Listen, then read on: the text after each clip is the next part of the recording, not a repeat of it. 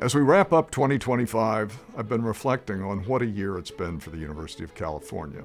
A year that truly showed why UC is a beacon of innovation, of discovery, and hope. This year, we admitted our largest class of California first-year students. And our youngest campus, UC Merced, achieved two huge milestones, celebrating its 20th anniversary and earning the prestigious R1 research designation. UC also expanded healthcare access all across California, while our local partnerships helped strengthen food security for families.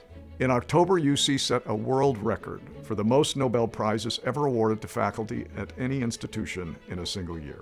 Innovation was everywhere. At UCLA, surgeons performed the first human bladder transplant.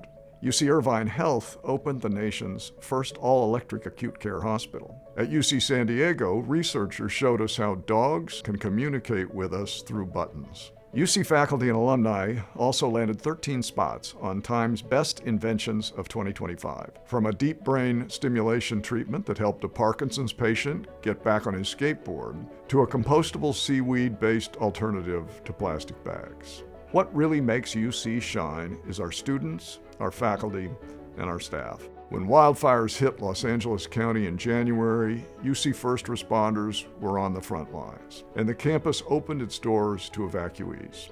At UC Davis, nurses offered free community mammograms, and UC Riverside's Jamal Myrick delivered 115 laptops to students in Guyana, expanding access to education half a world away. And UC alumni, they continue to make us proud. From 6 MacArthur Genius Grant winners, to Grammy Award winner Gillian Welch, to Dave Roberts, who led the Los Angeles Dodgers to yet another World Series win.